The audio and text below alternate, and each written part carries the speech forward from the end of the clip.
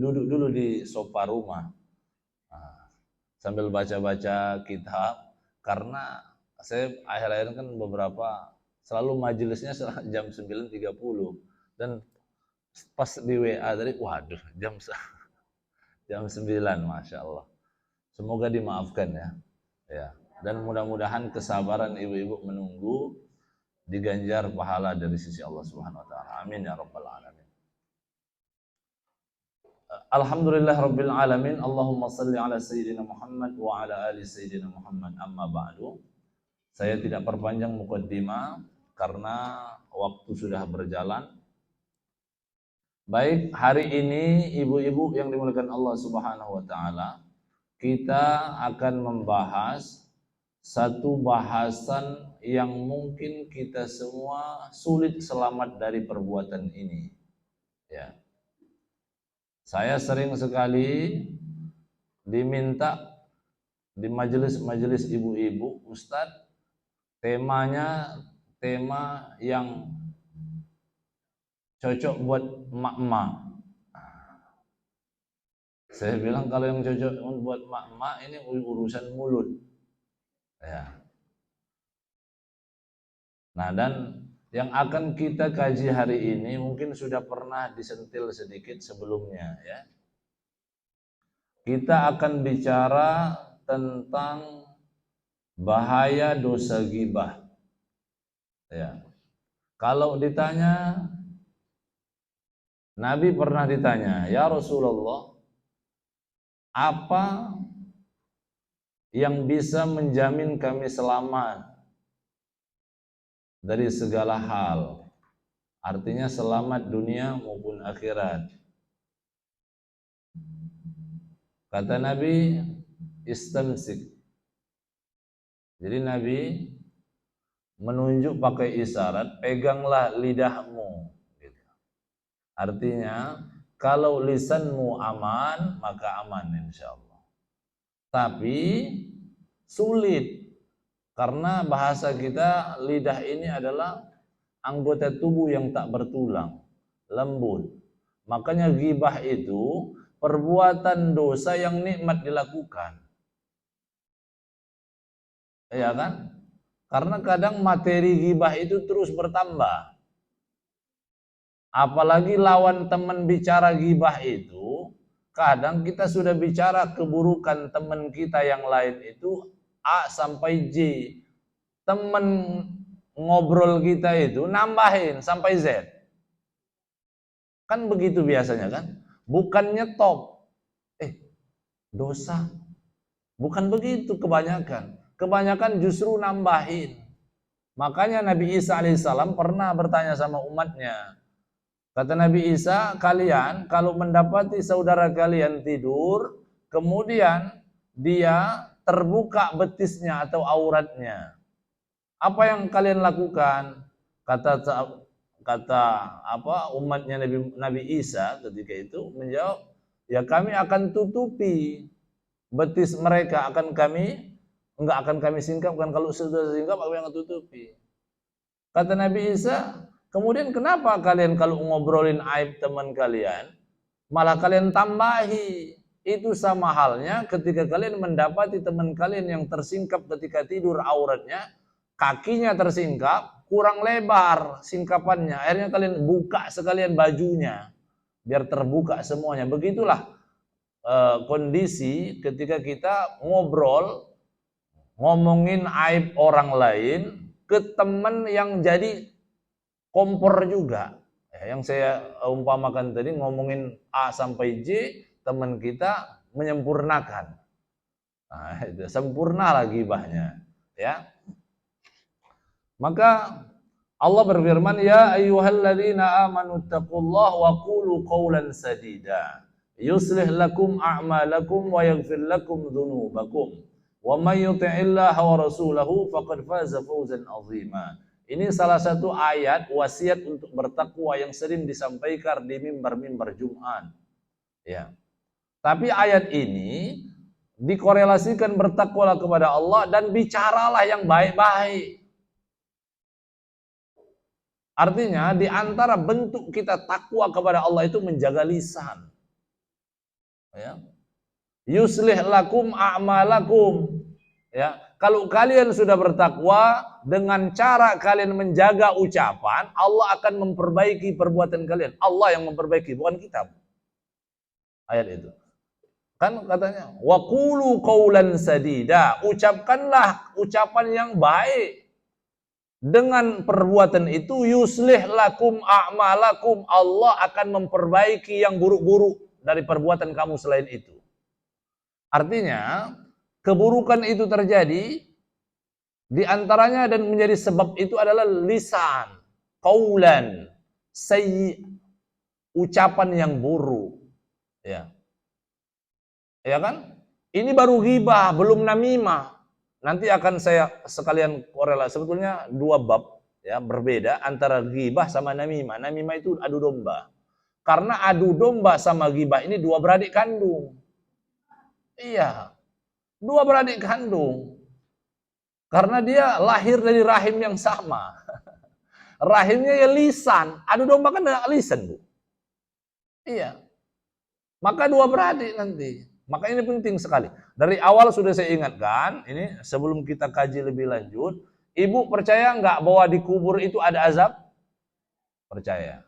Karena ada sebagian di antara kita, bukan mazhab, tapi ormas di Indonesia.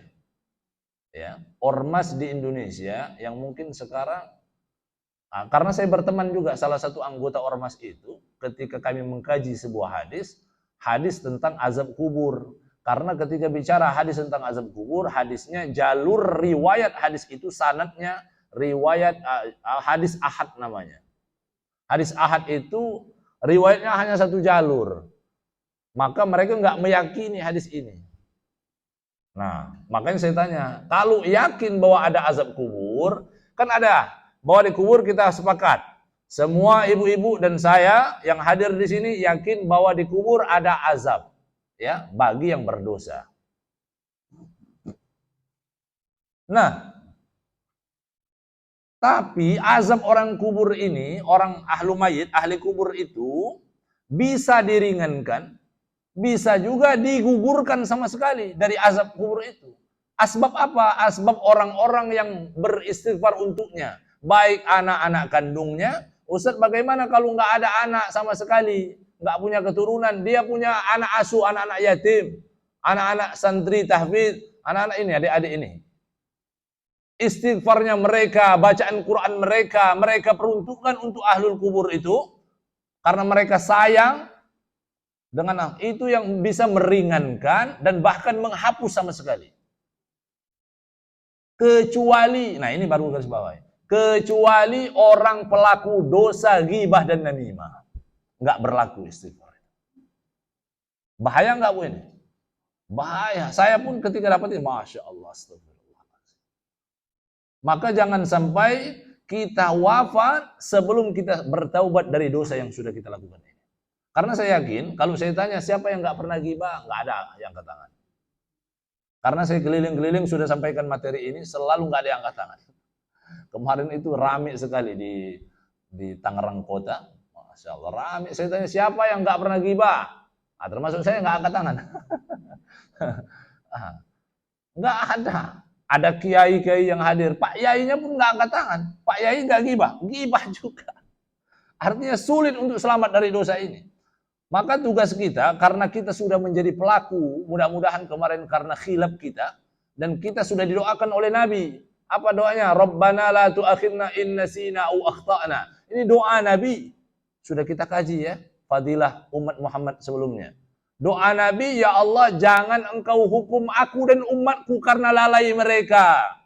Dan mudah-mudahan perbuatan dosa ghibah ataupun namimah yang pernah kita lakukan itu termasuk bagian daripada kelalaian yang kita pernah lakukan. Artinya memang bukan karena hobi kita. Nah, karena memang kebetulan lalai saja. Ya, sehingga Allah tidak menghukum kita dan Allah maafkan karena istighfar kita sendiri dan istighfarnya Nabi Muhammad SAW untuk kita. Ya, bahaya itu. Makanya Utsman bin Affan, selalu saya singgung itu. Utsman bin Affan itu kan kalau Nabi sampaikan siksa neraka, senyum-senyum aja, biasa aja. Utsman ini. Utsman bin Affan. Nabi Muhammad bicara tentang siksa neraka, biasa saja. Ketika Nabi Muhammad singgung urusan kuburan, begitu dahsyatnya kuburan, bagaimana kubur itu, sudah perlu. Kuburan itu kalau seorang manusia yang wafat, mayatnya itu pendosa, maka kubur itu kan ada kita, ya Allah lapangkan kuburnya. Itu penting ternyata, Bu. Karena kalau kubur itu nggak menerima mayatnya, kubur itu yang hanya 2 meter kalau nggak salah. 1 kali 2. Yang 2 meter yang kita ketika lihat, oh ini masih ada longgar. Kuburnya, kalau dia nggak terima sama si mayat yang pendosa, kata kubur, dulu kamu bermaksiat di atasku. Sekarang kamu sudah di dalamku, maka kubur itu akan menyempitkan diri dan itu akan mematah-matahkan tulang belulang yang ada. Iya, makanya doa anak-anak yang seperti kita untuk orang tua, untuk siapapun yang kita cintai, ya Allah lapangkan kuburnya. Saya kalau doa untuk orang yang meninggal itu wasi' qabraha. Saya ulang-ulang itu wasi' qabraha, wasi' qabraha, ya Allah lapangkan, lapangkan, lapangkan, lapangkan. Karena bayangannya kita saja sekarang masjid ini kita beramai-ramai di masjid yang sempit. Itu pun udah sumpah, udah nggak enak rasanya. Apalagi sudah di alam barzah sana. Ya, yang plus sudah sempit dan disiksa lagi. Nauzubillah, tsumma nauzubillah. Makanya Utsman bin Affan ketika Nabi singgung urusan siksa kubur, Utsman bin Affan enggak sekedar nangis. Dulu saya kira nangis doang. Ketika saya dapat riwayat, ternyata Utsman bin Affan enggak sekedar nangis, pingsan. Utsman bin Affan pingsan. Sampai Ali radhiyallahu an, Ali bin Abi Thalib itu heran. Ketika sudah bangun Utsman, wa ma yubkika ya Utsman? Wa anta, ini bahasa Arab. Kata Ali itu menekankan, wa anta ya Utsman. Sedangkan engkau itu adalah Utsman, engkau mantu Nabi, engkau dijamin surga, engkau punya banyak pahala. Bahkan yang sampai hari ini amal jariahnya masih berjalan. Kata Utsman, iya betul, aku memang sudah dijamin surganya oleh Nabi. Tapi Nabi nggak pernah ngasih statement bahwa Utsman dijamin di kuburnya. Utsman belum dijamin kuburnya. Pingsan, ketakutan. Idaham, dijamin surga kagak. Kita ini surga belum dijamin. Bukan mantu Nabi, tetangga Nabi enggak. Yang ngaku-ngaku sunnah belum tentu melaksanakan sunnah. Ya. Kalau bersolawat pun belum tentu dari hati. Kemarin saya marah-marah, Bu, sempat. Bukan marah-marah, negur sebetulnya. Kan saya disambut karena rame, dipanggil lah Kiai Haji Idham Khalid masuk. Kan biasa itu orang hadrah. Tala'al badru alaina min tani yati wada. Senyum ketawa-ketawa, Masya Allah. Saya bergetar hati dengar kalian sholawat. Kalian nggak bayangkan, Tola al-Badru itu, ketika itu dibaca, Nabi datang. Kalian nggak ada rasa rindu kalau Nabi, bayangkan kalau Nabi yang datang. Itu banyak, ya. Ini maksud saya, banyak orang itu hanya di lisan saja. Jadi nggak ada dimunculkan kerinduan dalam hati ketika salawat. Nah, maka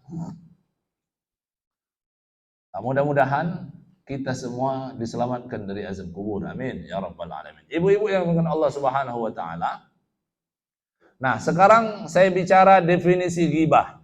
Ghibah itu apa? Ditanya Nabi. Ya, Nabi yang bertanya, "Atadruna mal ghibah?" Kata Nabi bertanya sama sahabat, "Apakah kalian tahu itu ghibah?" Nah, ini perlu tahu ini.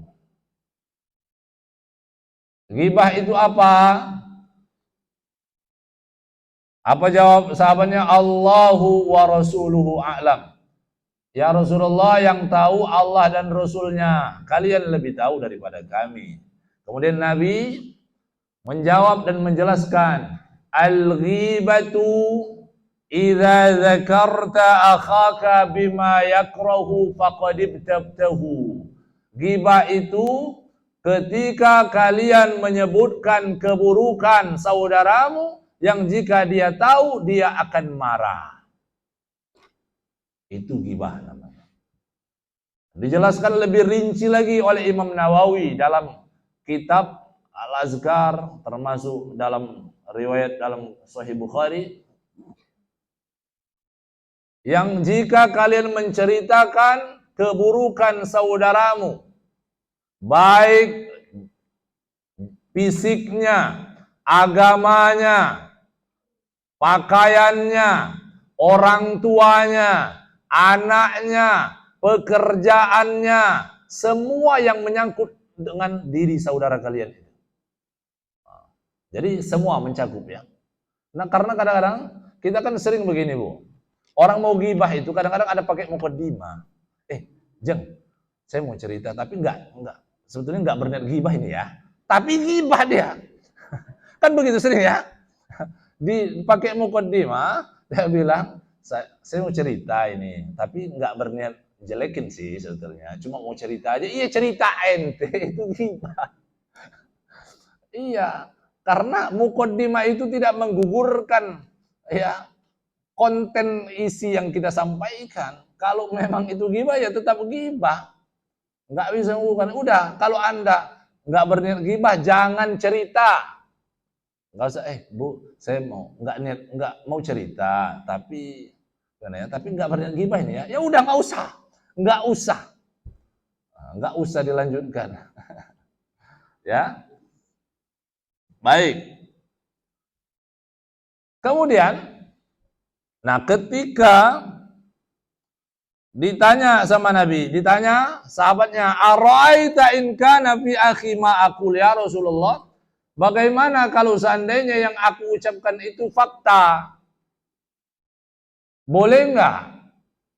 Kata Nabi, "In kana fihi ma taqul faqad ibtabtahu." Kalau fakta, apa yang kau omongkan itu sesuai, dia orangnya kalau pakai baju selalu kedodoran, kegedean. Ini kan biasanya kita yang menyebabkan itu ada aja mulut ini. Ada orang lihat, "Oh ya Allah, itu gamisnya melorot jadi ke apa? Jadi sapu, jadi alat pel ya. Semualah ini apa aja yang ini lewat ya." Tapi sesuai fakta. Gimana Nabi? Kata Nabi, kalau fakta maka ghibah. Tetap ghibah. Justru karena fakta itu ghibah. Fa illam takun ma fihi, kalau seandainya yang kamu ucapkan tidak sesuai fakta, faqad bahattahu. Dalam Al-Qur'an itu ada ayatnya buhtanun azim. Buhtanun azim. Ya. Apa arti sama kalau bahasa kita fitnah. Ya. Bahasa kita fitnah. Artinya ghibah plus. Dosanya lebih besar daripada dosa ghibah itu sendiri. Makanya kan Siti Aisyah radhiyallahu anha pernah datang seorang perempuan ke rumahnya. Nah, perempuan ini ada yang mengatakan bahwa perempuan yang datang ke rumah Nabi itu adalah istri yang lain, namanya Sofia. Ya. Sehingga Siti Aisyah keluar. Pas keluar, Siti Aisyah datangin sama Nabi pas dia lihat ada tamu perempuan itu. Kata Siti Aisyah, "Ya Rasulullah, ya zauji, wahai suamiku." Nggak ngomong ini lisannya, Bu. Lidahnya nggak ngomong. Dia cuma pakai begini doang. "Ya Rasulullah." Ini kan nggak ngomong ini. Cuma isyarat, kan biasa begitu kan. Ibu-ibu juga begitu kan. Datang temennya yang terkenal pelit. Masuk pintu terakhir lagi dia. Iya kan? Kan begitu kan? Iya. Itu juga udah gitu kata Nabi, "Wahai Aisyah, istriku, faqad ibtabtiha, engkau sudah ghibah, jangan kau lakukan." Protes Siti Aisyah, "Ya Rasulullah, la aqulu illa ma fiha," aku enggak bicara kecuali memang dia pendek kok. Kata Nabi, "Iya, memang dia pendek. Tapi justru karena itu kamu sudah berbuat ghibah." Nah, ya. Kita sering itu. Makanya coba baca surat Al-Humazah Ibu, biar tahu. Ini Allah itu saking kenapa dosa ini dosa besar. Ghibah ini dosa besar ya. Dosa besar. Belum saya kasih tahu tadi. Ghibah itu adalah salah satu dosa yang besar. Nah, coba buka surat Al-Humazah. Sampai Allah turunkan surat khusus tentang dosa ghibah dan apa hukuman orang yang berbuat dosa ghibah. Satu surat full itu. Surat Al-Humazah. Sudah dibuka? Bisa minta tolong baca artinya, nggak usah baca ayatnya. Baca artinya saja. Salah satu baik adik-adik ataupun ibu-ibu. Biar saya izin minum. Ini saya udah berniat mau santai, masih ngegas juga. Ya, silakan baca. Pelan-pelan aja. Ayat yang pertama.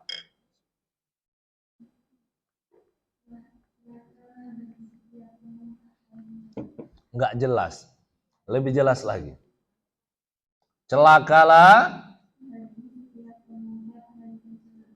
bagi setiap pengumpat dan pencela.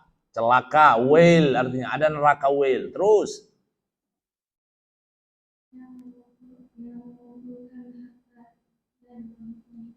Oke, terus.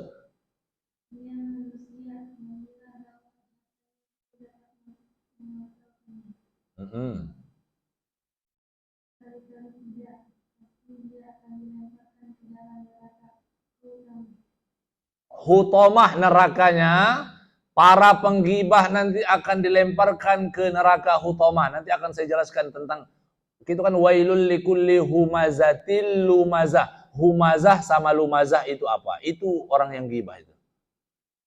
Terus?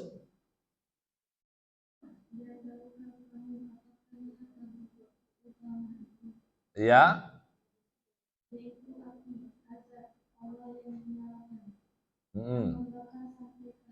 Yang membakar sampai ke hati. Jadi posisinya orang yang dosa ghibah itu kalau masuk neraka hutoma, mereka akan diikat. Mereka terikat, nggak bisa lari kemana-mana. Sama, ini kita analogikan, ini ruangan, kemudian dibakar. Sebagian ruangan itu nggak terbakar semua. Dia tapi nggak diikat, masih bisa lari.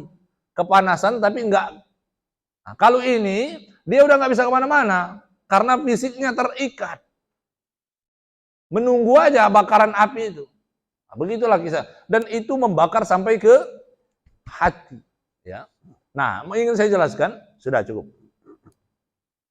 Wailul likulli humazatil lumazah.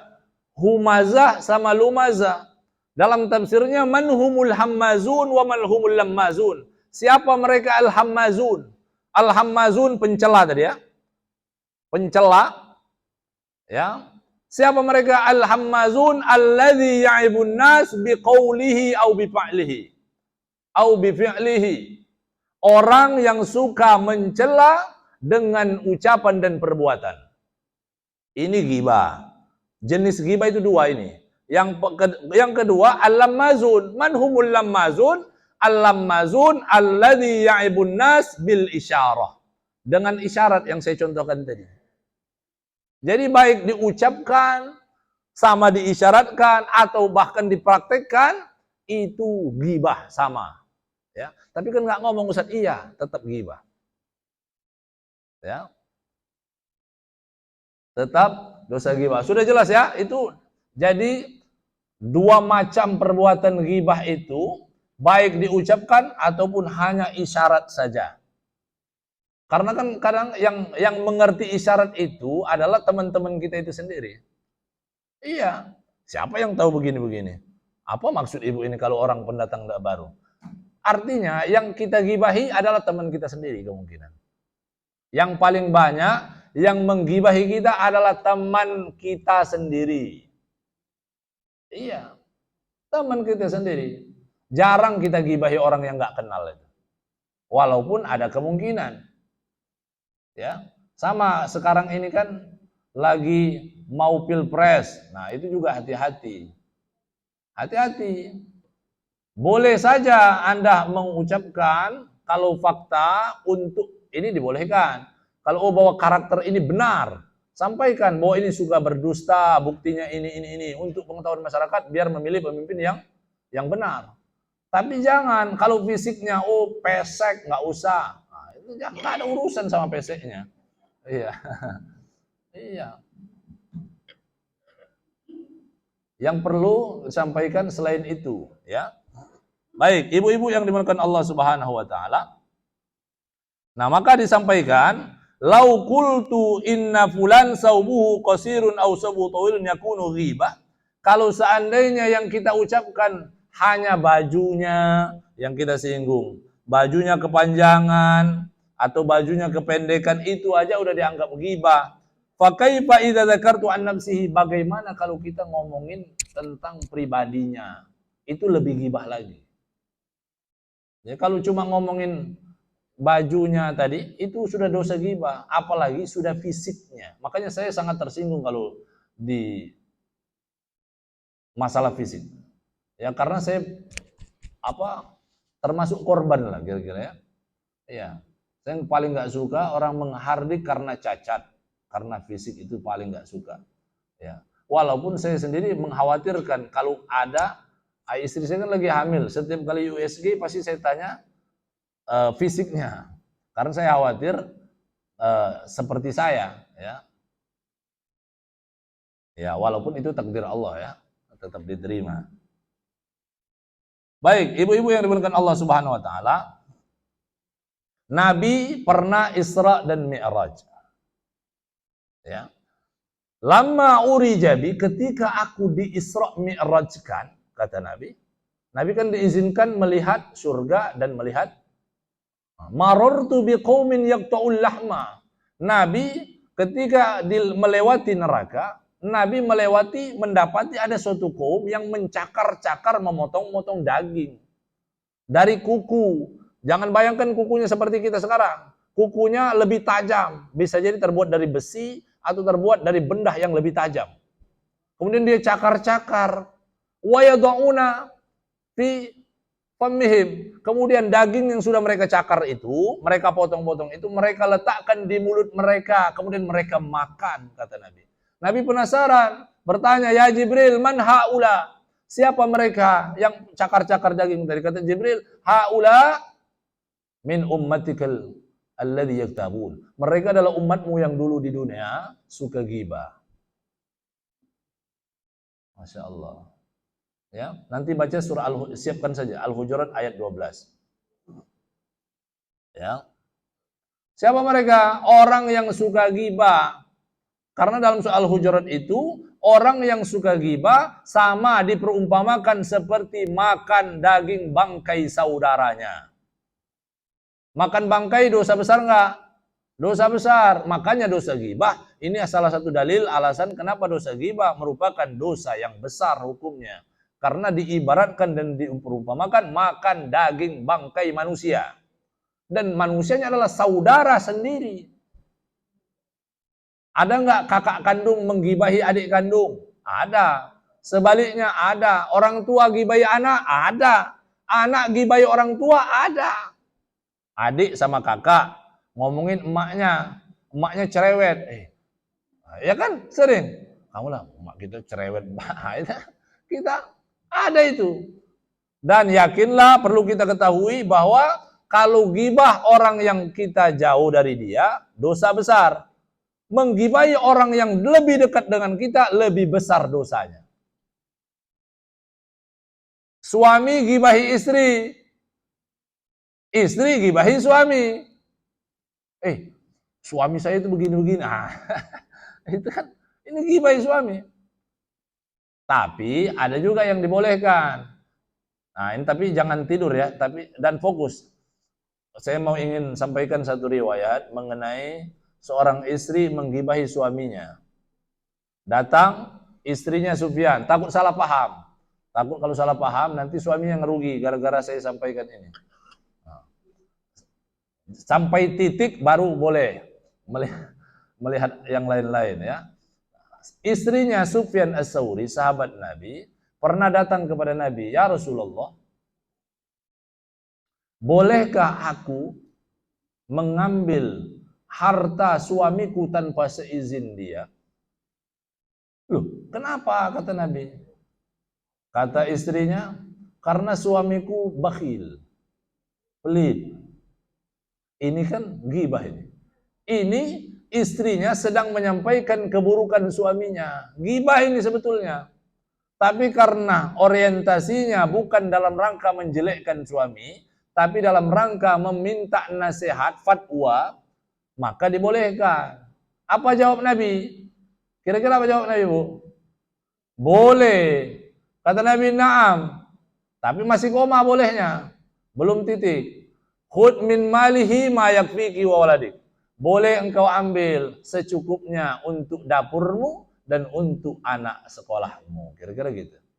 Ya. Tapi yang jadi garis bawah itu suami yang pelit. Kalau saya yakin ibu-ibu ini kan punya suami baik-baik semua. Jadi jangan habis ini ngeruk ATM suami.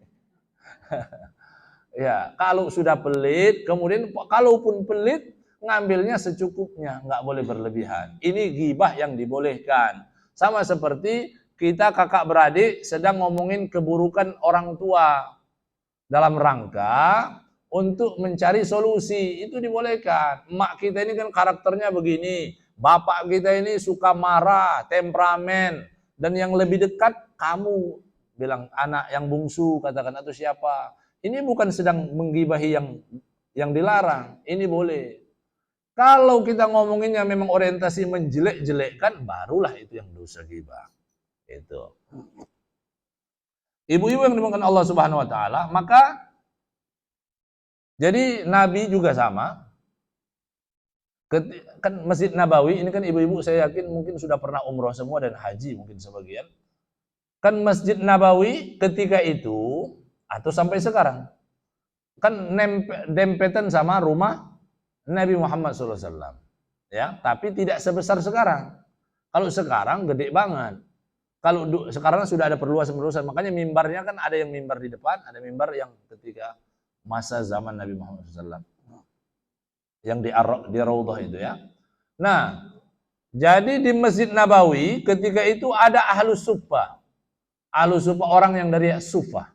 Ahlus Suffah iktikaf di Masjid Nabawi, kemudian ditemenin sama siapa sekretaris Nabi Muhammad? Zaid bin Sabit.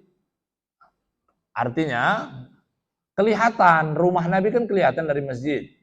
Nah, kelihatan. Tiba-tiba ada tamu yang datang ke rumah Nabi membawa kresek dan nampak dari kresek itu ada daging. Kata sahabat Ahlus Suffah ngomong ke Zaid, "Ya Zaid, udkhul ila baitin Nabi." Datanglah ke rumah Nabi.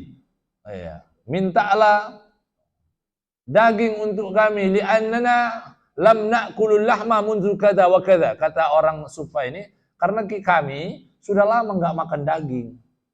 Sudah mungkin berbulan-bulan kali ya, enggak makan daging. Kalau boleh engkau mintalah sama Nabi. Zaid bin Sabit beranjak, faqama wa ballagha risalah. Kemudian Zaid berdiri dan sampaikan pesan mereka kepada Nabi, ya Rasulullah. Disampaikan bahwa ahlu suffah teman-teman di masjid lam yakulul lahma lau tasmahuli, kalau engkau bolehkan berilah kami sebagian daripada daging itu. Kata Nabi, apa jawab Nabi? Responnya mengagetkan Zaid. Kata Nabi, faqad akalul lahma. Mereka sekarang ini lagi pesta pora. Loh, pesta pora apa? Mereka lagi makan daging itu di masjid. Kapan? Sekarang, kata Nabi. Kata Zaid, bingung Zaid. Gimana kok bisa? Tadi nggak ada daging. Kok Nabi bilang mereka sedang makan daging? Ya sudah, akhirnya Zaid karena seorang sahabat itu sami'na wa ta'na, nggak banyak protes seperti kita. Tapi nggak ada tapi. Ya kalau sahabat, ya sudah. Datang ke masjid, dia sampaikan kepada Ahlus Suffah, wahai teman-teman, tadi sudah saya sampaikan info dari kalian kepada Nabi. Justru Nabi jawab, katanya kalian sudah makan daging. Semakin marah, kaget mereka. Dan respon mereka, kaifa taqulu annana akalna al-lahma wa annana lam na'kul lahma munzu kada wa kada. Ya Zaid, bagaimana engkau bisa menuduh kami sudah makan daging? Sudah kami sampaikan bahwa kami sudah sejak lama enggak makan daging. Falidha, oleh karena itu kami minta engkau minta sama Nabi. Kata Zaid, ini Nabi yang bilang, bukan saya. Terus Zaid mikir, yang mana yang benar ini infonya? Kalau Nabi nggak mungkin dusta. Nabi kan Al-Amin, orang terpercaya, manusia yang tak pernah berdusta lisannya. Tapi kenyataan memang teman-temannya memang nggak makan daging. Sehingga kata Zaid, kalau begitu datanglah kepada Nabi. Coba tanya langsung, biar saya nggak pusing. Datang mereka, ya Rasulullah, kaifa taqulu annana akalna lahma? Bagaimana engkau bisa bilang bahwa kami sudah makan daging? Karena kata Zaid, engkau bilang kami sudah makan daging. Naam, kalian sudah makan daging, kata Nabi. Mereka berargumen, mereka sampaikan, kami sudah lama nggak makan daging ya Rasulullah. Kata Nabi, coba kalian muntahkan. Itu kelihatan di gigi-gigi kalian ada darah. Masya Allah. Akhirnya apa yang mereka muntahkan. Ketika mereka kaget sendiri. Ketika mereka muntahkan, ada bercik darah yang keluar dari mulut mereka masing-masing. Fahada alamatu ghibatikum. Dan ini tanda bahwa kalian tadi sedang mencaci maki, sedang menceritakan keburukan Zaid yang kalian perintahkan ke rumahku. Masya Allah. Pertanyaannya, kenapa kok Nabi tahu? Padahal Nabi di rumahnya, harusnya Nabi nggak mendengar. Ya kan? Kan mereka ngomongnya di masjid. Nabi di rumah. Kok Nabi mendengar? Dari mana Nabi mendengar? Padahal Nabi sebetulnya nggak mendengar. Kata Nabi, hajatir rih. Tadi ada angin semilir dan baunya busuk. Zaman Nabi itu kalau ada orang ghibah selalu ada bau busuk. Kalau ada orang ghibah zaman Nabi selalu ada angin semilir yang membawa bau yang tak sedap, bau busuk. Maka Nabi tahu. Wah, kata Nabi, ini ada orang sedang ghibah. Dan Nabi hanya tahu bahwa di yang sekitar itu yang ada hanya ahlus suffah dan kebetulan yang mereka minta adalah daging. Barulah mereka mengakui apa yang mereka perbuat. Pertanyaannya, ibu-ibu akan bertanya, Ustadz, kenapa kok sekarang nggak kecium baunya? Ya kan? Ya kan? Kenapa sekarang bau busuk itu tidak kecium? Padahal banyak yang ghibah, betul Bu? Jawabannya justru karena kebanyakan yang ghibah, maka bau busuk itu udah nggak kebauan lagi. Bahasanya faqad imtala'atil ulub, karena hidung-hidungmu sudah mampet dengan ghibah itu. Saking banyaknya ghibah. Kalau dulu masih jarang. Ya, jadi masih ketahuan. Nah, maka diumpamakan saking banyaknya ghibah di zaman umat Nabi Muhammad setelah Nabi Muhammad wafat, seperti zaman kita sekarang ini, sama diibarat sehingga nggak kecium bau busuk itu tadi, sama dabaghin, itu walau bahasa di sini, diperumpamakan seperti orang masuk ke dalam dabaghin itu, Bu, apa kalau orang kurban kan ada kulit di apa itu kalau dikeringkan kulit sapi, di apa nama?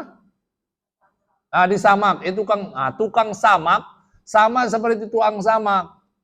Tukang samak yang dikelilingi ngurusin bangkai-bangkai kulit hewan itu. Kalau kita datang ke sana yang bukan tukang samak pasti tutup hidung, betul? Kecium. Tapi tukang samak itu nggak pakai masker lagi mereka. Kenapa? Karena hidup mereka sudah di sana hari-harinya sehingga hidungnya udah mampet.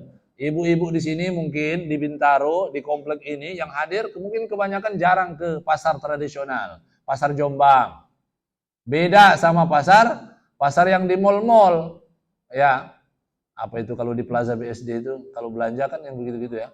Atau di hari-hari ya.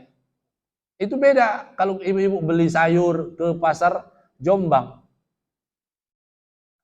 Jadi kalau yang nggak pernah ke pasar tradisional masuk pasar Jombang, saya kira berani nggak makan di sana, muntah.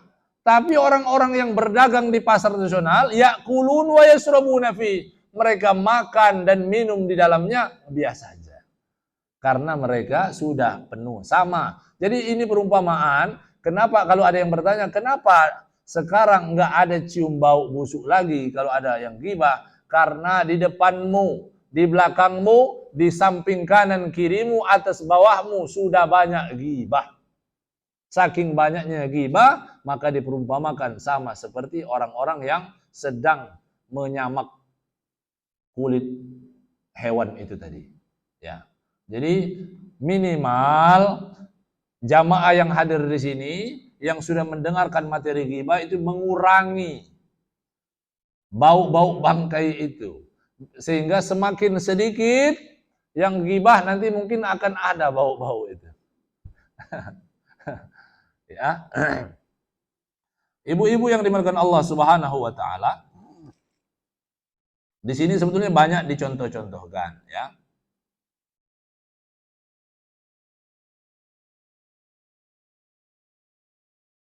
Nah, maka tadi sudah buka Al-Hujurat, tadi sudah dibuka ya.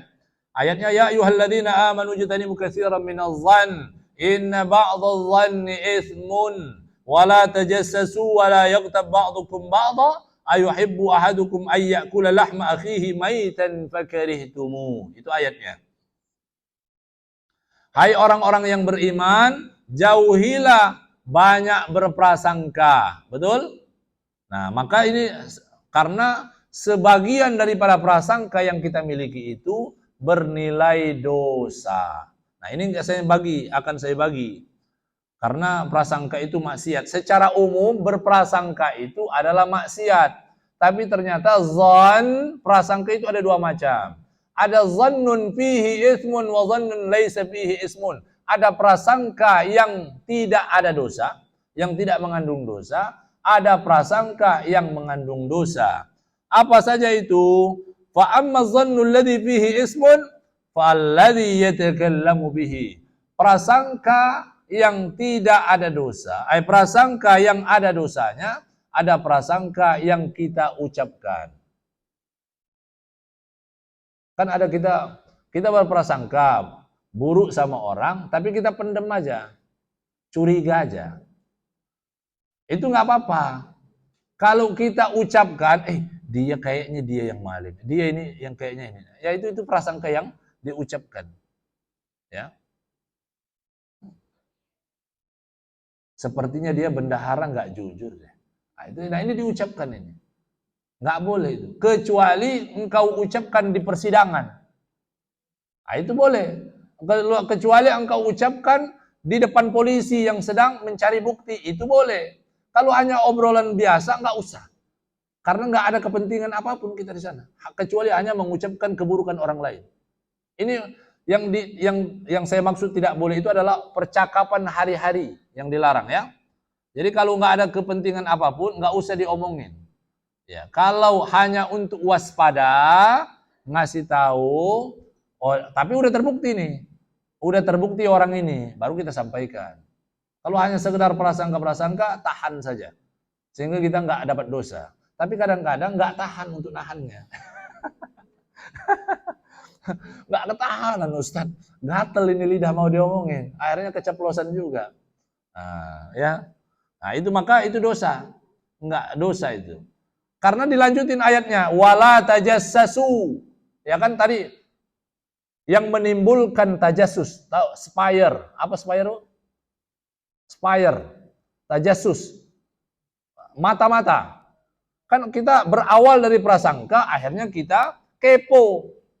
Bener nggak ya? Bener nggak ya? Akhirnya kita cari tahu itu. Nggak usah. Karena dua-duanya dilarang. Berprasangka nggak boleh. Kemudian kita lanjutkan dengan tajassus. Tajassus itu kepo tadi, memata-matai gerak-geriknya, sibuk ngurusin orang, capek dia. Iya. Biarin aja kalau belum terbukti. Ya. Itu nggak boleh tajassus karena apalagi saudara kita ya sendiri.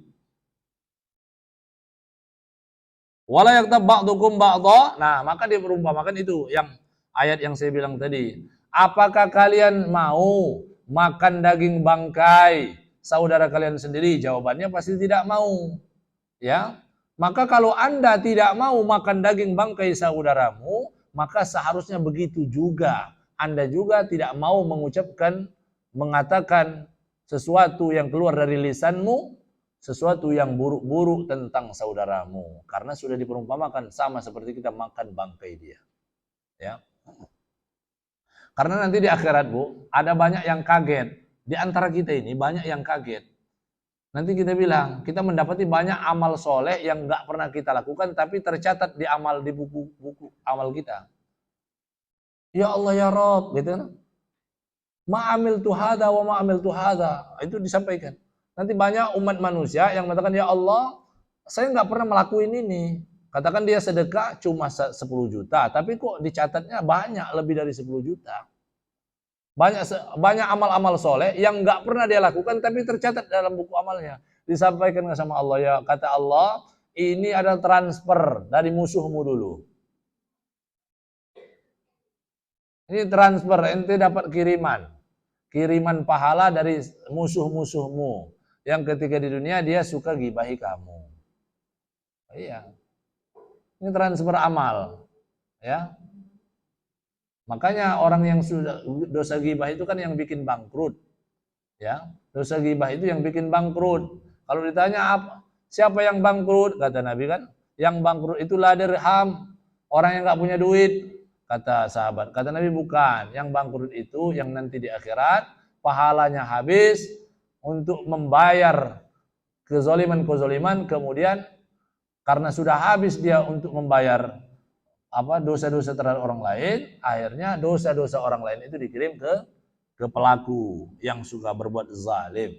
Jadi zalim itu jangan dibilang yang berbuat zalim hanya pemerintah. Kita ghibah itu pun sudah perbuatan zalim, menyakiti hati orang. Ibu-ibu yang dimuliakan Allah Subhanahu wa taala.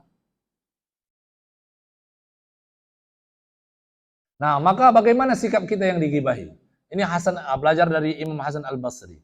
Imam Hasan Al-Basri pernah tiba-tiba datang muridnya atau temannya, wahai Imam, sami'tu anna fulan, saya mendengar bahwa fulan faqad ibtabtaka. Fulan ini sudah menggibahi kamu. Ngomongin yang jelek-jelek tentang engkau. Apa sikap Imam Hasan Al-Basri? Kata Imam Hasan Al-Basri sama informan itu, sama orang yang ngomong itu, ini sebetulnya agak adu domba juga. Ya kan? Yang begini agak adu domba juga. Tapi syukurnya Imam Hasan Al-Basri sikapnya sangat bijaksana. Apa kata Imam Fulan sini? Informan disuruh masuk, tanya istrinya. Wahai istriku, ada apa di dapur di rumah kita? Nggak ada, akhirnya keluar ke pasar, beli kurma paling mahal pada masa itu. Dibeli kalau kita ya biasanya kalau ustad-ustad itu dibawa buah-buahan itu diapain Bu? Dibikinlah intinya bingkisan semacam parcel gitu. Nih, kata Imam Hasan, tolong saya titip kepada orang yang kamu ceritain tadi. Sampaikan kepadanya, ini ada hadiah oleh-oleh dari saya. Tuh, ini luar biasa. Kalau kita kan enggak. Kalau kita, kamu digibahin, wah kurang ajar. Dia kan memang gini juga, dia gini-gini. Kita akan balas juga. Maka ini sama-sama bodohnya ini. Kasar bahasa saya. Ini sama-sama bodohnya kenapa? Karena sama-sama kita itu salah satu orang yang berdosa karena perbuatan dosa orang lain. Kita kan terpancing itu ya. Iya, dia berdosa. Kita tahu dia berdosa. Tapi saking jengkelnya kita, akhirnya kita terpancing untuk berdosa juga. Dan ini kadang sulit untuk menahannya. Jangan ibu, jangan udah biarin aja. Oh nggak bisa, dia gini-gini. Ini kita udah terperangkap ini. Ya, sudah terperangkap itu. Nah, karena perbuatan adu domba. Makanya yang begitu-gitu yang nyampaikan itu adu domba itu. Adu domba. Bu, adu domba. Jangan sampai adu domba ya. Adu domba ini dosa besar juga. Adu domba itu sangat besar dosanya. Lebih besar daripada dosa ghibah. Di atas. Karena semua orang yang ghibah itu belum tentu adu domba, tapi orang yang adu domba pasti ghibah dalamnya. Jadi ketika zaman tabi'in atau masih zaman sahabat dalam riwayat yang saya dapati dalam kitab ini, kalau sekarang kan ada agen security Bu ya. Ada agen ART. Ya, ada ya? Nah, kalau dulu ada agen perbudakan. Kan dijual belikan perbudakan. Nah, di pasar-pasar datang seorang suami istri mau beli budak. Ditanya, disampaikan bahwa ini kekurangan, ini kelebihan. Apa bagusnya dagangan kamu ini? Budaknya ini apa kekurangannya? Disampaikan sama penjual, la nuksana lahu, dia nggak punya kekurangan kecuali satu. Kan cuma, kata bahasa penjualnya. Bahasa cuma ini menyepelekan sekali. Kata penjual si budak ini, dia ini bagus. Dia ini sebetulnya nggak ada kekurangan. Kekurangan cuma satu aja. Apa? Suka ngadu domba. Kata si penjual budak. Akhirnya si pembeli, si tuan dan nyonya yang mau beli budak ini menyepelekan. Wah, berarti bagus ini, rajin, kata penjual. Kan rajin. Dia nurut, tapi cuma ngadu domba aja, cuma satu aja penyakitnya. Ya udahlah, cuma kalau gitu beli aja bagus. Nah, kalau penyakitnya cuma satu, ngadu domba, dibeli. Akhirnya dia itu ayam. Kemudian budak ini tinggallah bersama si tuan dan nyonya ini beberapa lama. Ayam bahkan asyhur, beberapa bulan. Baru dia sudah kenal lapangan, suatu hari dia datangi nyonyanya. Dia sampaikan, wahai nyonya, wahai ibu, maukah engkau aku tahu, beritahu informasi, apa itu kata nyonyanya. Dia sampaikan bahwa suamimu sekarang sudah nggak suka sama engkau lagi. Innahu la yuhibbuki, dia sekarang sudah nggak cinta sama kamu. Kata ibunya, dari mana engkau tahu? Karena saya mendapati bahwa suamimu mau kawin lagi. Terpancing emosinya nyonya ini kan. Nah, bagaimana kamu bisa membuat aku bisa percaya dengan ucapanmu? Kata ibu ini. Dia pertegas lagi, kata pembantu itu, kalau ibu mau tahu, kalau ibu, bukan begitu. Ibu mau nggak suami ibu berubah pikiran? Tetap setia dan tidak berniat menikah lagi. Ya, bagaimana caranya? Kata nyonyanya, kata si budak, caranya nanti ketika suami ibu tidur, ibu ambil air tajam, gunting atau semacamnya, potong jenggotnya. Nah, ini agak lucu ini. Jadi potong jenggotnya.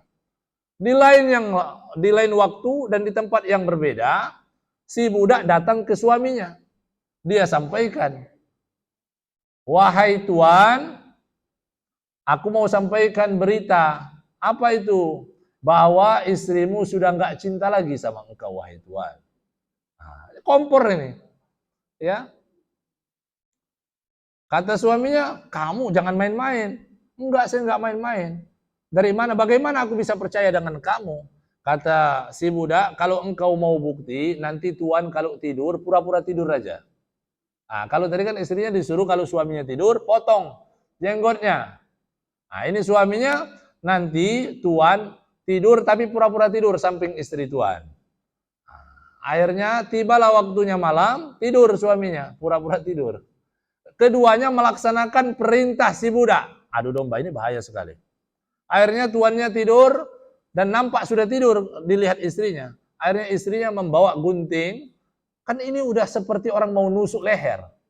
Nah, suaminya nggak berpikir, suaminya nggak berpikir bahwa istrinya akan motong jenggot saja.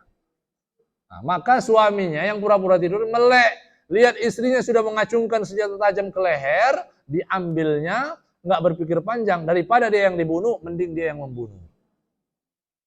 Makanya fitnah itu lebih kejam daripada pembunuhan. Ini yang terjadi. Ini terjadi di masa itu dan mungkin sekarang banyak yang terjadi begitu. Ya. Nah, akhirnya apa yang terjadi? Dia bunuh istrinya sampai informasi ke mertuanya. Mertuanya datang, dibunuh suaminya. Nah, datang informasi sampai ke telinga, besannya. Akhirnya dua keluarga ini perang, saling membunuh. Maka dari itu bahaya adu domba ini. Bahaya. Ya, maka wajarlah kata Nabi pernah lewat, Bu. Nabi pernah lewat di suatu kuburan. Tiba-tiba Nabi stop. Kata Nabi, dia ngambil kayu, dipotong dua kayu. Akhirnya dia tancapin di dua kuburan. Kata sahabat yang bersamanya, ya Rasulullah, kenapa dengan kubur itu? Kata Nabi, dua kuburan ini sedang diazab. Loh, kenapa ya Rasulullah? Apa yang mereka diazab? Kata Nabi, yang satu suka ceboknya nggak benar. Ini ajarin. baik ibu-ibu atau anak-anaknya. Biasanya kalau nggak tahu kalau perempuan, saya kalau laki-laki biasanya memang kalau laki-laki kan maaf ya, biasanya ada sisa air setelah cebok itu keluar lagi. Ya, makanya kalau laki-laki harus betul-betul benar duduk dengan cara yang kaki kanan di atas, ya. Kemudian setelah itu harus diurut agar dia keluar sisanya. Iya, maka yang laki-laki para suami ini sering saya habis sholat kadang-kadang saya nggak disuruh ceramah, sengaja saja minta waktu sedikit untuk jelasin itu karena penting. Saya kadang-kadang Bu, maaf, saya itu bawa baju ganti, daleman maupun luaran. Karena sering suruh tugas imam, saya keluar ganti. Iya, karena kadang-kadang ada sisa untuk menetes. Apalagi kita wuduknya di toilet, kena percikan, bahaya. Maka kalau tapi yang disinggung adalah yang cebok nggak benar, itu diazab di kuburnya. Bahaya itu. Yang kedua kenapa ya Rasulullah? Yang kedua, yang satu ini suka ngadu domba. Maka dia, yang satu ini suka ngadu domba. Dan yang ngadu domba ini nggak berlaku baginya istighfar anak-anaknya.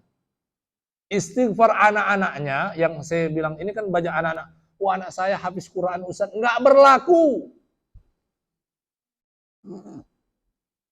Maka bahaya adu domba itu. Ya. Bahaya. Ya, itu makanya adu domba itu bahaya, namimah.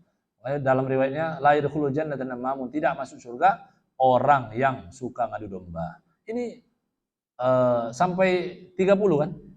Atau sama tanya jawab 30 itu?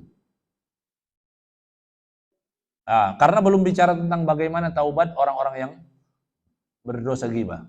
Oke, saya lanjutkan sedikit ya.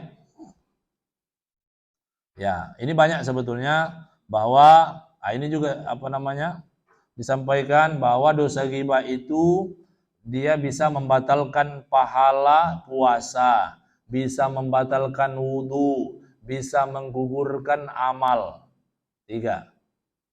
Ya, yang bisa dibatalkan oleh ghibah ini, kalau kita habis wudu terus ghibah, maka wudu kembali.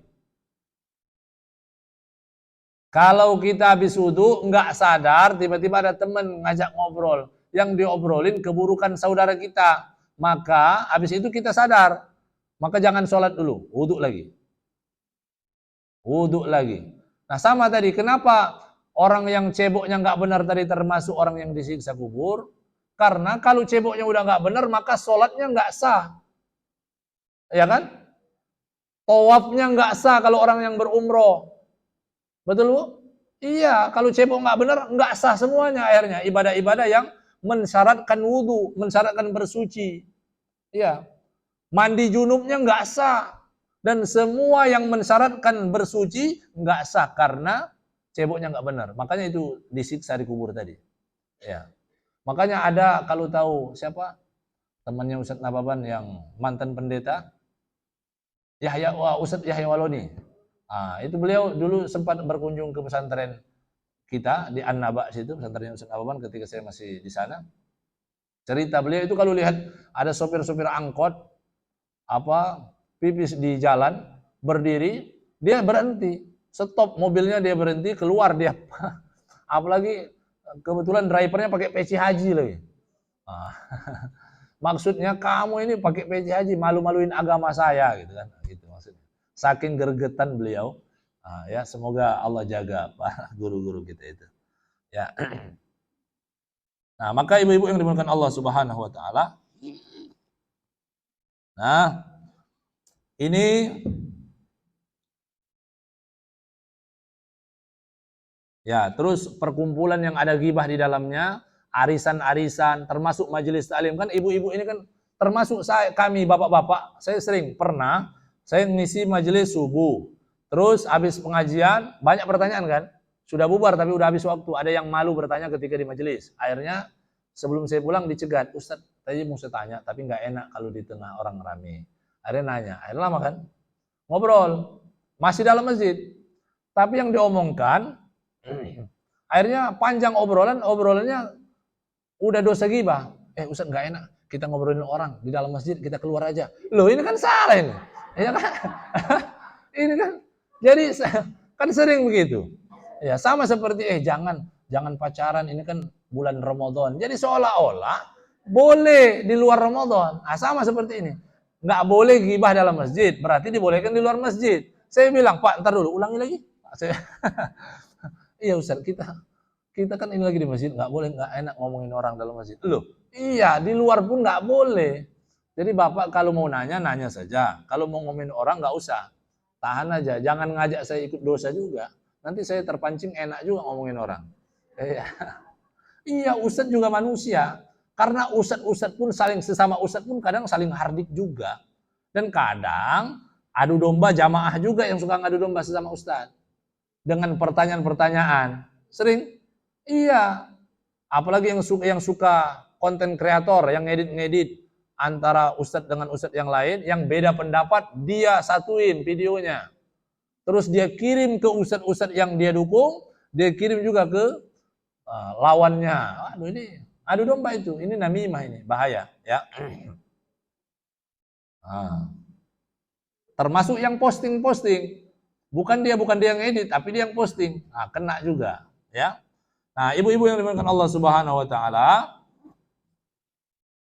maka bagaimana kita bertobat dari dosa ghibah, Ibu? Contoh, ada 2 cara bertobat dari dosa ghibah.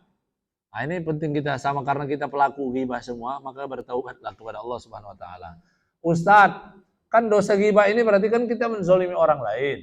Kalau berdosa sama Allah syaratnya cuma 3.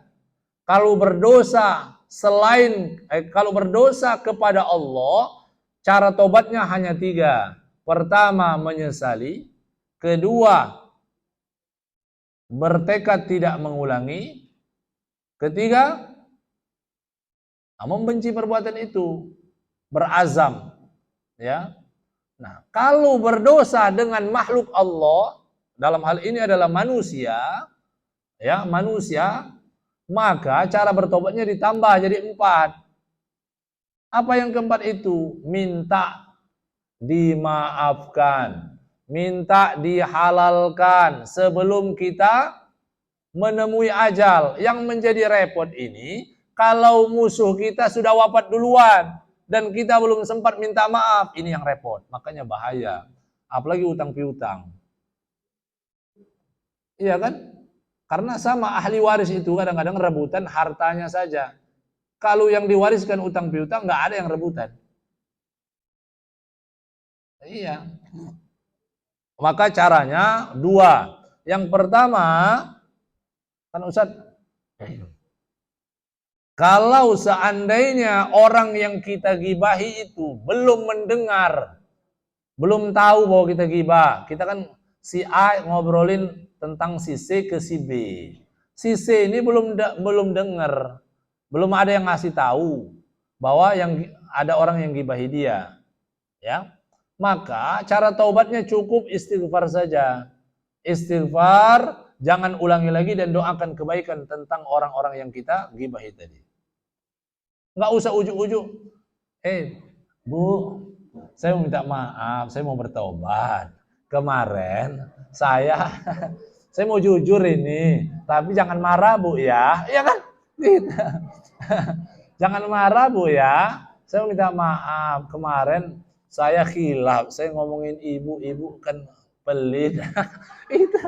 itu justru membuat hati orang itu sakit.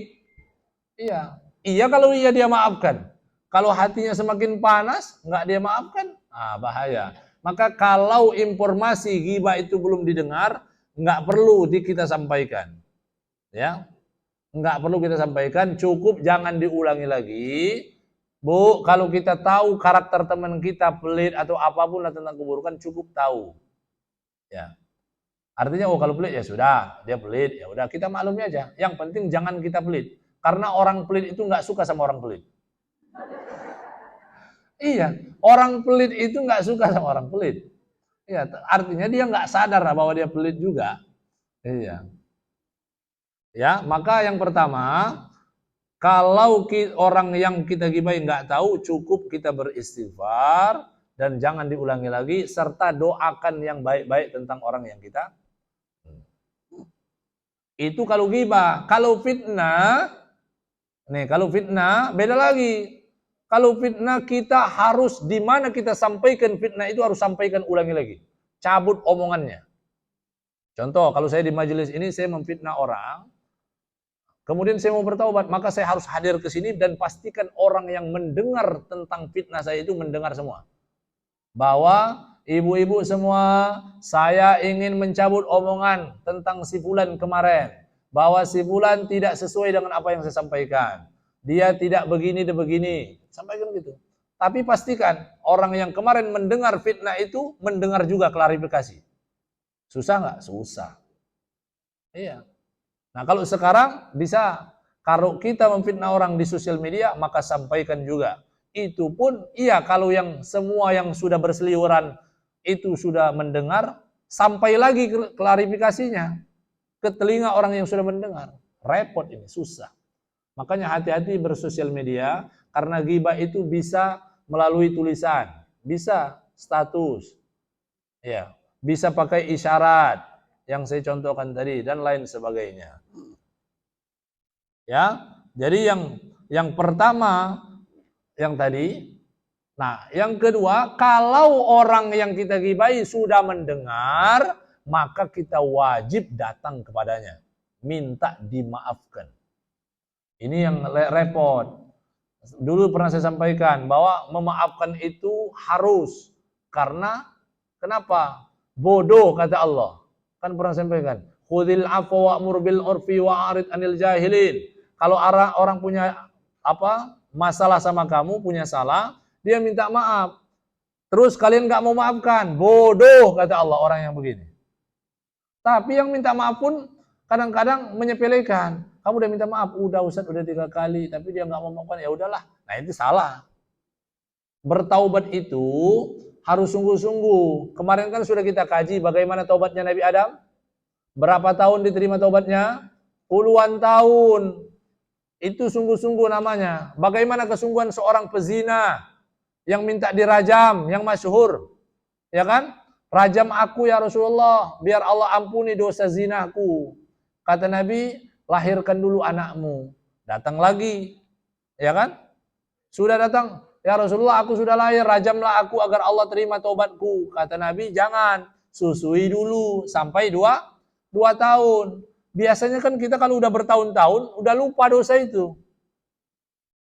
Tapi kesungguhan taubat perempuan pezina ini yang menggugurkan dosanya. Yang sampai dosanya ketika dicela oleh sahabat yang lainnya, ketika dia dirajam, kata Nabi, jangan kau cela. Kalau seandainya taubatnya perempuan ini dibagikan untuk orang-orang yang ada di sini, maka taubatnya bisa dibagi untuk semuanya.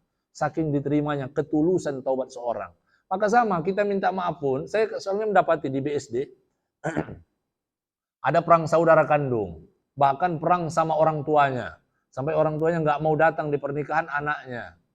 Merasa benar tapi, kedua-duanya merasa benar. Tapi aku bilang, sebenar-benarnya bapak atau ibu, orang tua tetap orang tua. Tetap datang minta maaf. Sudah Ustadz, sudah 3 kali. Terus kalau 3 kali udah cukup? Enggak, sampai terus. Ya, karena agar kita punya hujah di hadapan Allah, Bu. Agar kita punya alasan. Kamu kenapa enggak minta? Udah ya Allah, aku udah berkali-kali sampai akhir hayatku terus berusaha minta maaf. Tapi enggan juga. Nah, barulah kita punya argumentasi. Udah berapa kali minta maaf? Udah 3 kali, tapi bosan. Gengsi. Kadang-kadang yang dimintai maaf, yes, menang saya. Ya kan? Akhirnya kita nggak mau minta maaf. Gara-gara itu urusan dia. Mau dia menang, nggak menang. Yang penting urusan kita sudah selesai sama dia. Daripada kita nanti dituntut. Karena orang yang dosa ghibah ini, orang yang dosa fitnah ini, orang yang dighibahi ini, bahayanya, kalau tadi harus memaafkan, kalau ghibah sama namimah, dianjurkan memaafkan, tapi dibolehkan untuk tidak memaafkan. Bahaya. Yang dighibah itu, dianjurkan untuk memaafkan, tapi dia boleh kalau dia bilang, saya akan tuntut dia di akhirat. Kita selesaikan di hadapan Allah. Boleh. Bahaya ini. Enggak bahaya toh. Ini bahaya ini, ya. Nah, ibu-ibu yang dimuliakan Allah Subhanahu wa taala, maka karena besarnya dosa ini, hendaklah kita semua agar kiranya menjauhi dosa ghibah. Ya. Nah, ini yang terakhir. Yang terakhir, ghibah yang dibolehkan. Ghibah yang dibolehkan ada 3 macam. Ghibah yang tidak bernilai ghibah.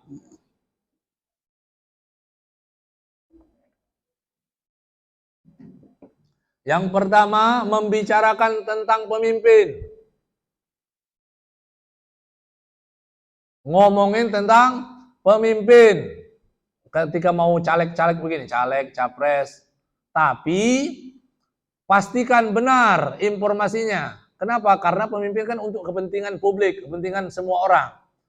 Ya, biar nggak salah. Yang penting yang kita sampaikan bukan fisiknya, bukan bajunya kegedean, bukan karena usianya. Ya, kan ingusan atau apa itu nggak usah dibahas. Kita sampaikan kebenaran yang benar bahwa si fulan suka dusta, si fulan suka begini dan begitu. Nah, itu tapi tabayyun, benarkan dulu informasinya baru boleh sampaikan. Kalau hanya berseliweran di grup-grup, nah, kalau saya jarang saya buka, langsung saya delete aja. Karena yang saya nggak yakin sama yang posting-posting itu. Atau japri, tanya sama orang yang nge-share itu. Japri tanya, share video, kamu tahu benar nggak ini informasinya? Gitu. Ya karena takutnya kita kemungkinan dapat dosa juga kalau itu tuduhan yang tidak ada alasan, yang benar. Ya. Yang kedua, ghibah yang tidak bernilai ghibah, menyampaikan fasiqun mu'lin, orang yang berbuat fasik tapi diumumkan. Contohnya yang gimana, Bu? Contoh yang sekarang kan udah banyak dosa-dosa orang-orang yang LGBT yang terang-terangan. Kan di sosial media bahkan bangga dia. Yang maaf lesbong maupun homreng. Iya. Iya. Kan mereka bangga, maka sampaikan bahwa si fulan ini suka sesama jenis. Karena itu penyakit menular. Saya pernah bertanya sama yang mam khunsa, kalau bahasa Arab itu khunsa orang maaf bencong. Ya. Nah, maka saya tanya di kampung saya. Bingung manggilnya mau mbak atau abang. Kebetulan kalau di kampung saya yang tukang cukur itu kebanyakan dari jenis mereka. Ya, sambil dicukur Yul. Ah, itu bingung jadi bang atau mbak ya kan? Nah, ditanya bahwa dulu kenapa bisa terjerumus seperti sekarang? Cerita, sebetulnya batin mereka menolak. Awalnya jantan, tapi sejak dia berkerumun di lingkungan yang seperti itu, akhirnya mulai. Makanya su'ul khuliq yu'di, kata ulama. Apa karakter yang buruk itu menular. Makanya yang duduk ibu-ibu yang di majelis taklim duduk di samping orang yang suka ngantuk, kemungkinan yang di sampingnya ikut ngantuk juga. Iya, karena ngantuk di majelis taklim itu kan menular itu. Iya, kalau kami santri waktu di Gontor dulu duduk kan berbaris itu. Nah, kalau yang dua orang, yang sampingnya ngantuk, kemungkinan yang sampingnya ikut ngantuk. Kalau dua-dua ngantuk, belakang depannya ikut ngantuk juga, nular. Nah, maka itu sampaikan, boleh enggak gibah itu. Kenapa? Tapi tujuannya untuk agar yang lain selamat dari perbuatan fasik itu. Oke, Bu? Nah, yang ketiga, yang boleh kita sampaikan tapi tidak bernilai ghibah adalah sahibu bid'atin, orang pelaku kesesatan. Ya. Ada ustadz mengajarkan yang pasti yang jelas tapi sholat subuh 3 rakaat. Oh ini, kata ustadz itu kan, ini lebih besar pahalanya. Ya, maka sampaikan bahwa ada ustadz, jangan kamu dengerin ya, karena ustadz itu suka bicara tentang begini-begini. Dan jelas kesesatannya. Boleh itu. Ya, boleh. Karena untuk menyelamatkan orang lain dari perbuatan sesat yang kita maksud itu. Ya, 3 perkara ini aja yang dibolehkan. Nah, terus kalau ditanya, Ustadz bagaimana yang punya profesi psikologi, psikolog, ya kan? Kan ahli psikolog yang datang pasti curhat, ya kan? Yang dia curhatin adalah kadang tentang anaknya, ya kan? Kadang tentang siapalah yang dia sayangi, atau bahkan siapa saja. Boleh itu. Karena itu dalam rangka al-islah. Kalau tujuannya untuk memperbaiki, maka boleh.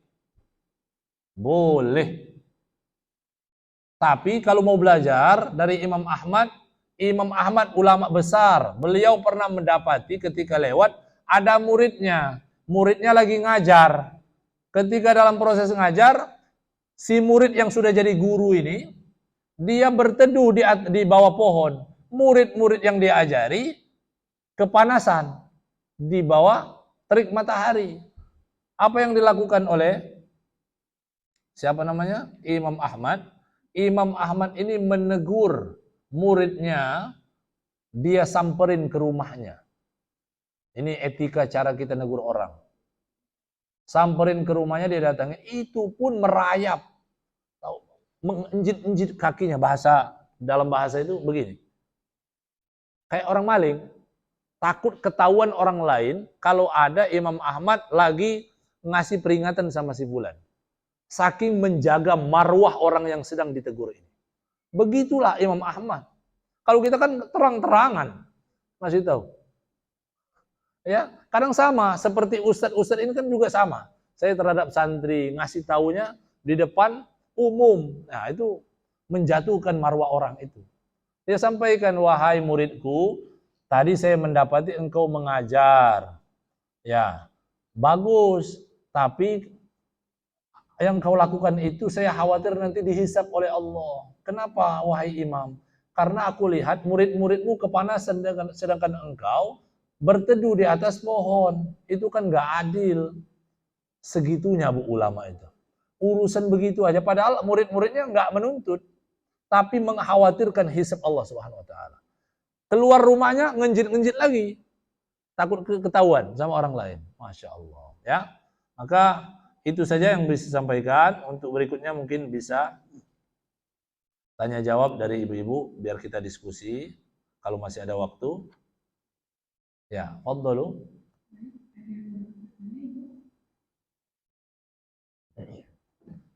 Kalau tidak ada nanti akan di akhir ada.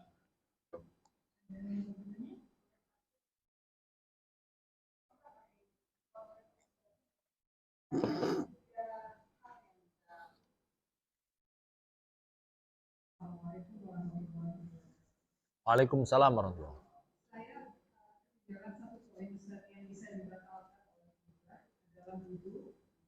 Wudu, puasa dan amal. Amal perbuatan. Ya. Jadi, nah itu juga yang bikin kita bangkrut, yang amal perbuatan itu. Kan kemarin yang bulan yang lalu Bu ya, Ibu siapa yang bertanya? Kalau saya ingat, Ustadz kan itu dosanya 1, masa bisa bikin bangkrut gibahnya, ya kan? Sedangkan pahala kita banyak, kita kan banyak sholat, banyak puasa, masa gara-gara 1 gibah aja kita bisa dibikin bangkrut, ya kan? Nah maka jawabannya pertama, yakin nggak bahwa yang kita gibah itu hanya 1 orang? Yakin nggak bahwa selama kita hidup ini yang kita gibah itu hanya 1 orang? Nggak yakin. Kemungkinan besar pasti banyak yang kita sudah gibahi. Karena karena jalur kehidupan, proses hidup kita ini kan banyak. Teman kuliah, teman kerja, saudara yang kandung, nggak kandung, ipar, dan lain-lainnya. Dan kemungkinan kita akan mendapati aib orang itu. Dan mungkin pernah kita ucapkan. Nah, karena banyaknya itu, yang bikin bangkrut ini. Ya. Maka itu dosa besar. Nah, maka masih ada pertanyaan? Ya, boleh. Kalau kita yang mendengar misalnya sebenarnya kita tuh nggak mau menggibah, cuman sebelah kita ternyata menggibah gitu. Cuman kita nggak enak gitu loh bilang gimana ya, seperti apa gitu loh kita mensikapinya. Lalu kedua, kalaupun kita akhirnya yang digibahin orang terus kita tahu, itu biasanya suka baper gitu ya Ustaz ya. Iya. Kemana-mana bilang ibas semua. Iya, iya. Nah itu tuh jadi gibah lagi itu gimana Ustaz ya? Nah sikap-sikapnya rata-rata biasanya suka gitu kan. Ini sama seperti jadi ustaz-ustaz itu jadi korban tempat curhat yang begitu-gitu juga. Tapi dia begini ustaz ini. Nah, jadi ustaz yang mendengarkan itu pun kalau tidak tidak cut dan tidak ada rasa nggak enak untuk menasihati, maka ustaz itu bisa kena dosa juga. Ya, maka ya dalam hal ini yang pertama mensikapinya kan man ra'a minkum munkaran falyughayyirhu biyadihi. Kata Nabi, dengan hadis Nabi cara jawabnya. Kalau engkau mendapati kemungkaran, ini kan ghibah mungkar, maka rubahlah dia dengan tanganmu. Ya kan? Dengan tangan, kalau nggak sanggup dengan tangan, kalau saya seperti sama murid bisa saya tegur, pak, gitu kan. Tapi sebetulnya tafsir penjelasan dengan tangan itu adalah kekuasaan pemerintah. Katakan kita nggak melawan, nggak sanggup kita mau negur pakai tangan. Falyughayyiruhu bilisan, pakai lisan. Jangan. Ya, atau kita alihkan pembicaraan. Kalau saya sering begitu. Kalau nggak enak, kadang-kadang teman bicara ini lebih tua dari saya. Ya, maka itu gimana ya? Jadi cari aja materi yang kira-kira mengalihkan obrolan tadi. Nah, itu sungguh kita sudah menyelamatkan teman bicara kita sama menyelamatkan diri kita. Gitu. Kalau sudah nggak sanggup lagi, pakai lisan nggak sanggup karena sungkan tadi, maka falyughayyiruhu biqalbihi. Maka dengan hati cukup ingkari ucapannya, jangan dengarkan. Pura-pura aja temenin dia. Kalau nggak sanggup untuk izin pamit, kan kadang-kadang nggak enak nggak mau pamit, mau ninggalin dia ngomong. Masalahnya dia ngerocos terus susah. Nggak enak ini. Lagi pula teman kita ngobrolnya cuma berdua. Kalau kita tinggal, kalau bertiga kan bisa pura-pura alasan. Yang kasihan yang terakhir. Kalau bertiga, teman satu lari. Ya kan? Biasanya begitu, sering itu terjadi. Ditinggalin yang berdua, yang terakhir ini terperangkap dia. Menjadi pendengar dia. Kalau bahasa saya jadi kambing conge. Ya. Nah, maka sikapnya cukup ingkari dengan hati. Nah, pura-pura dengarkan tapi nggak usah dengerin. Ya, dan jangan terpancing untuk nambahin. Yang repot ini nambahin. Ya.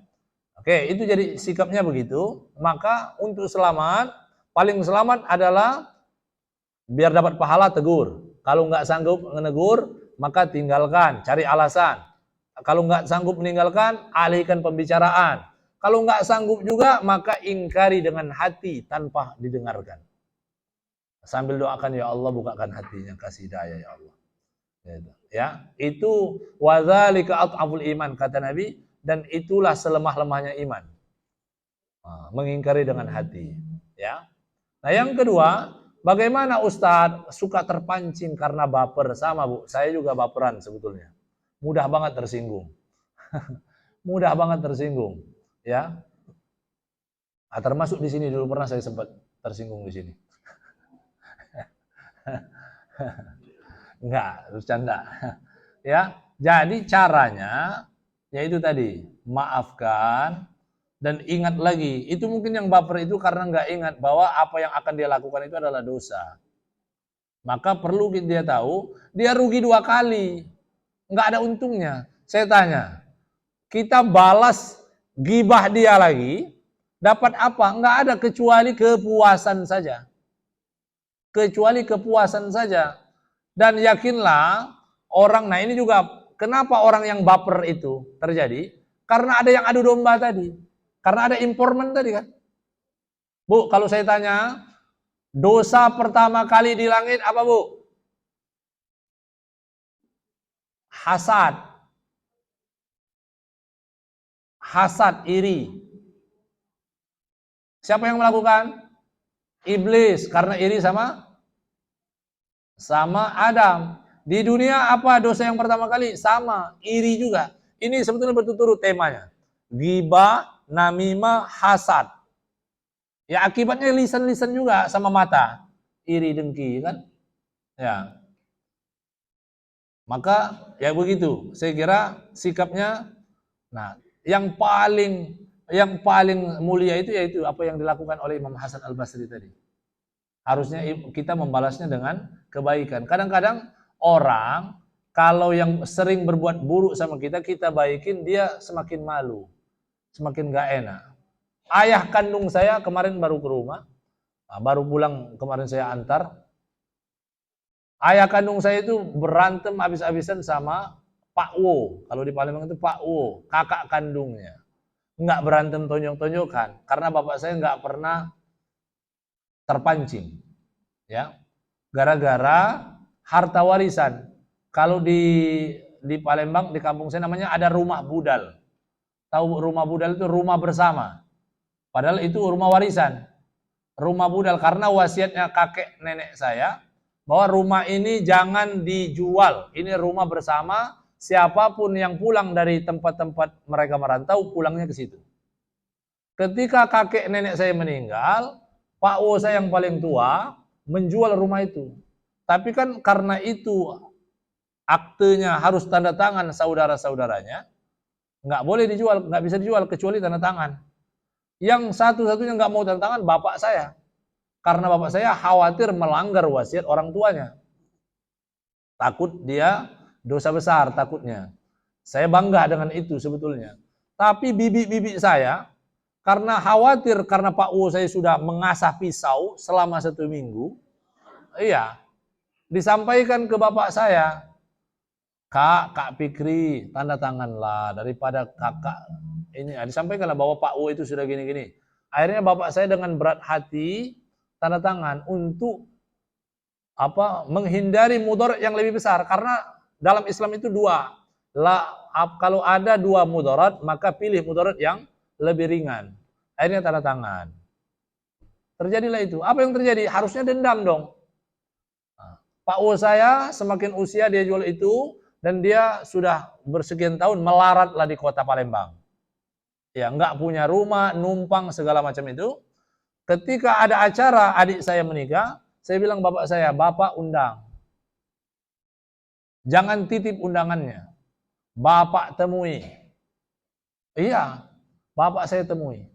Dia sampaikan. Menangis Pak Wo saya. Menangis.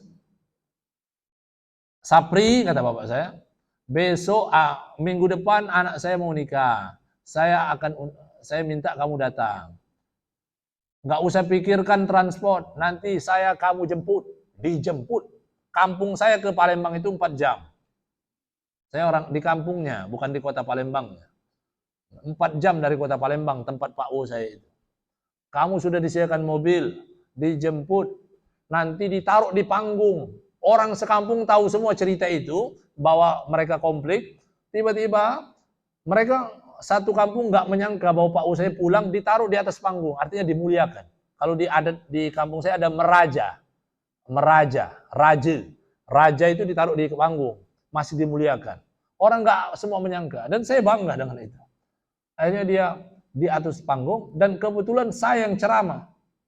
Saya singgung tentang persaudaraan, padahal ceramah tentang pernikahan.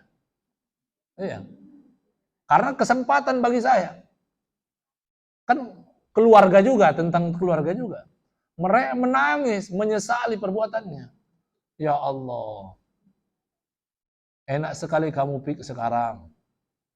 Mungkin inilah yang pantas saya dapatkan karena perbuatan saya. Jadi Ini contoh real. Kenapa saya ceritakan? Bukan membuka aib, karena ini sudah menjadi baik. Enggak jadi aib lagi. Untuk menjadi ibrah. Artinya enggak usah gengsi. Saya bangga dengan bapak saya, karena beliau tidak gengsi untuk memaafkan kakak kandungnya yang jelas-jelas salah. Nah, ya. Ya, akhirnya kemudian setelah dia maaf-maafan, qadarullah wafat Pak Wo saya. Wah, saya. Dan wafat yang mengurus jenazahnya kan banyak adik-adiknya. Bapakku langsung.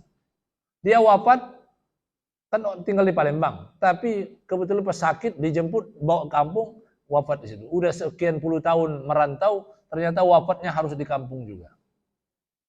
Nah, ya, maka siapapun di antara kita yang bersengketa, baik saudara ataupun apapun, selesaikan baik-baik, karena pesan saya, jangan sampai kita wafat membawa dua perkara.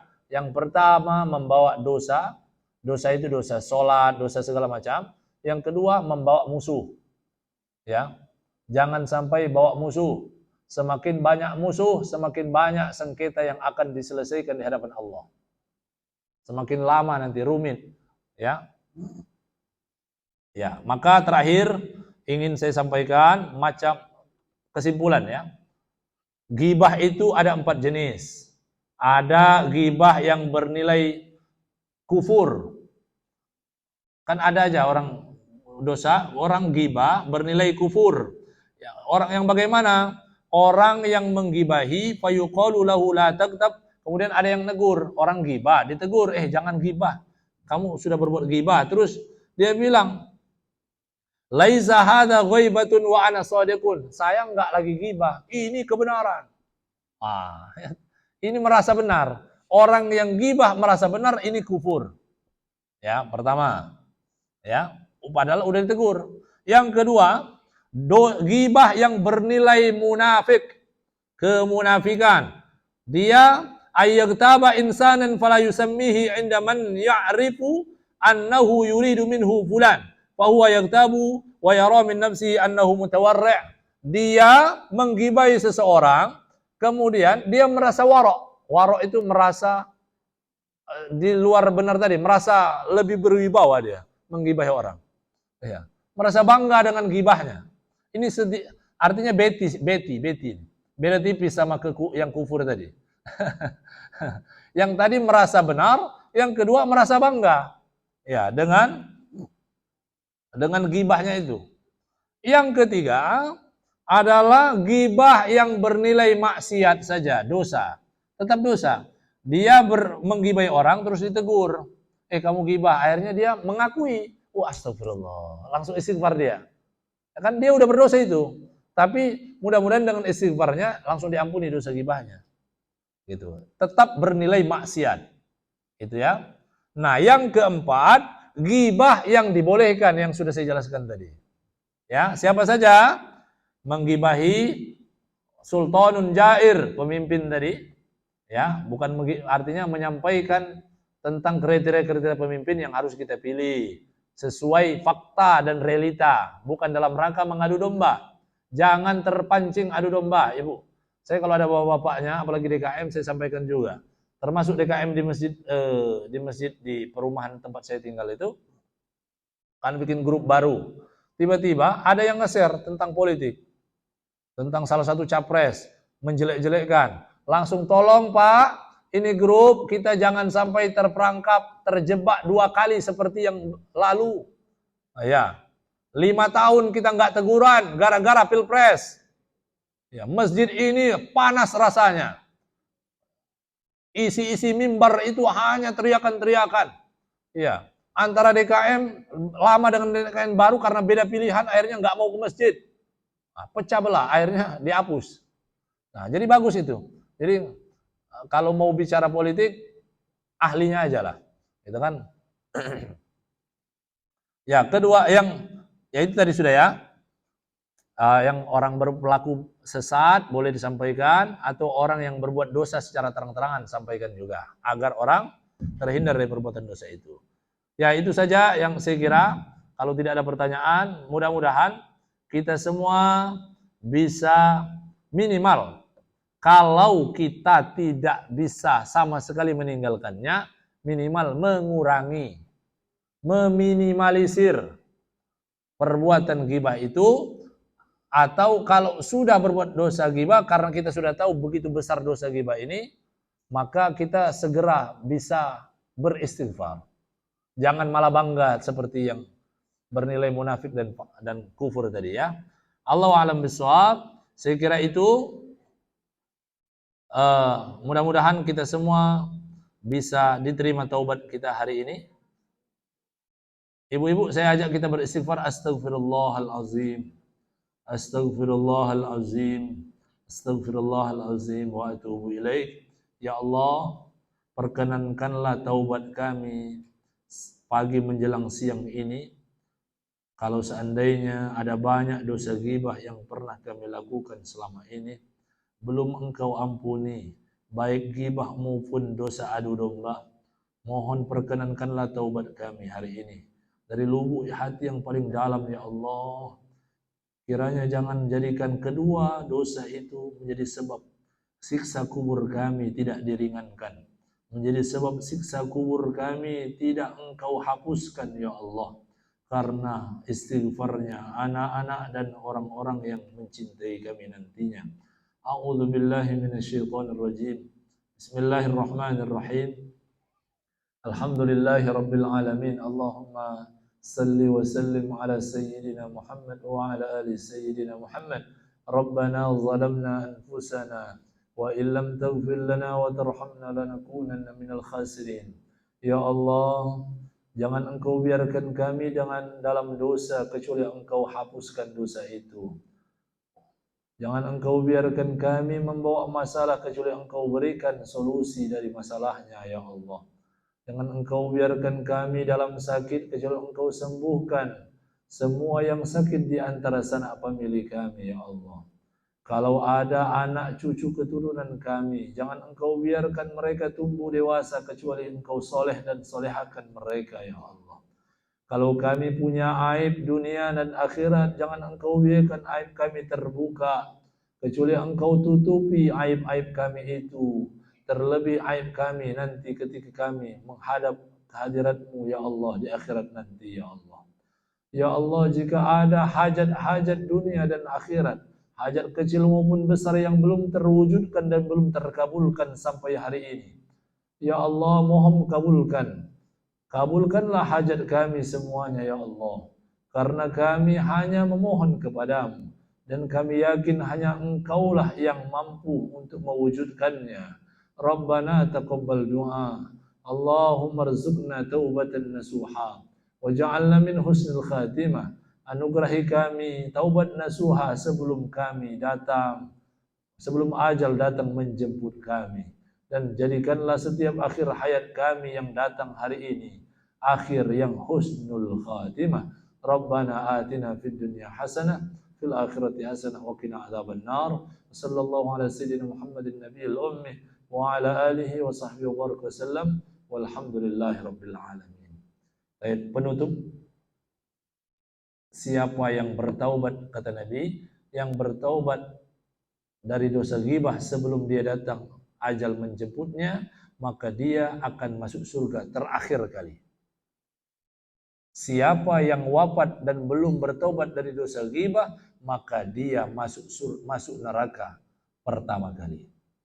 Jadi mau bertobat enggak bertobat, berat dosanya. Ya, tapi mudah-mudahan kita tidak termasuk di antaranya. Amin ya rabbal alamin. Saya mohon maaf atas segala khilaf dan salah saya, baik sikap maupun lisan. Barakallahu fikum jami'an. Hafizukumullah wa yar'akum. Semoga Allah jaga ibu-ibu semua. Wassalamualaikum warahmatullahi wabarakatuh.